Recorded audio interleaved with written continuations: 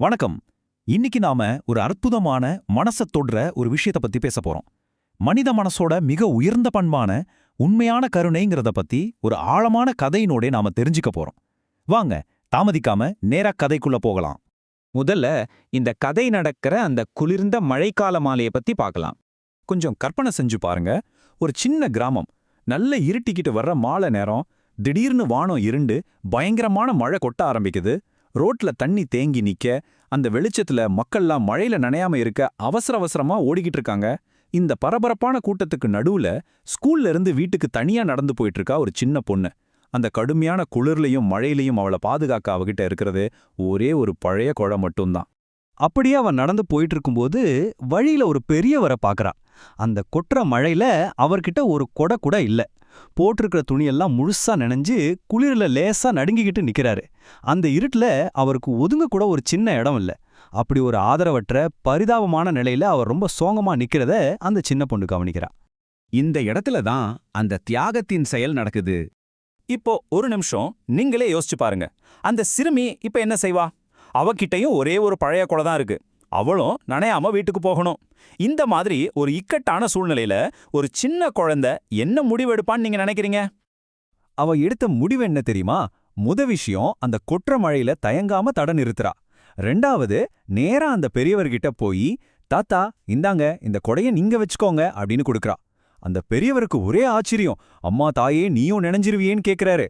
அதுக்கு அந்த பொண்ணு சிரிச்சுக்கிட்டே, நான் வீட்டுக்கு ஓடிடுவேன் தாத்தா, நீங்க பாதுகாப்பா போங்கன்னு சொல்லிட்டு மூணாவதா மழையில சந்தோஷமா வீட்டுக்கு ஓடுறா.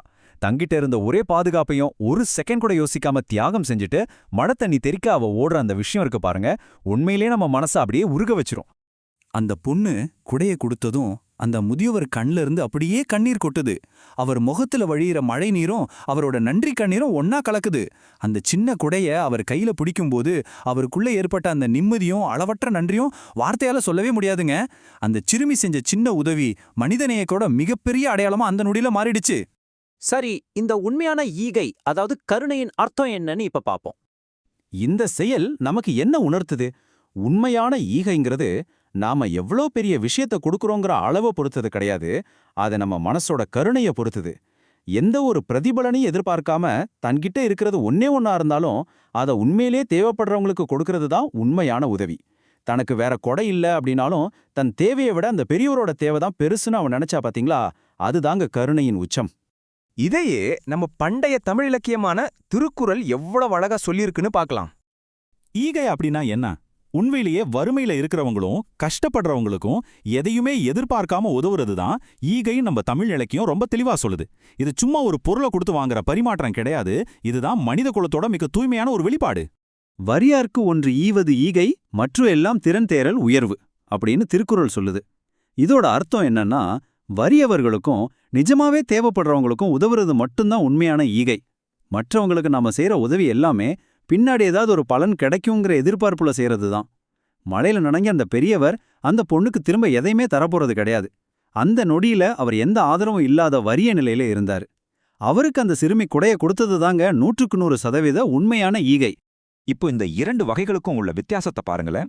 ஒரு பக்கம் உண்மையான ஈகை இருக்கு, அதாவது நிஜமாவே தேவையில் இருக்கிற ஒருத்தருக்கு எந்த பிரதிபலனும் பார்க்காம கொடுக்கறது. இன்னொரு பக்கம் ஒரு வியாபார பரிமாற்றம் மாதிரி எதிர்பார்ப்போட கொடுக்கறது இருக்கு. நம்ம அன்றாட வாழ்க்கையில பலருக்கு உதவலாம், ஆனா அதுல இவங்க நமக்கு திரும்ப உதவுவாங்க அப்படிங்கிற சின்ன எண்ணம் இருந்தா கூட அது ஈகை ஆகாதுங்க.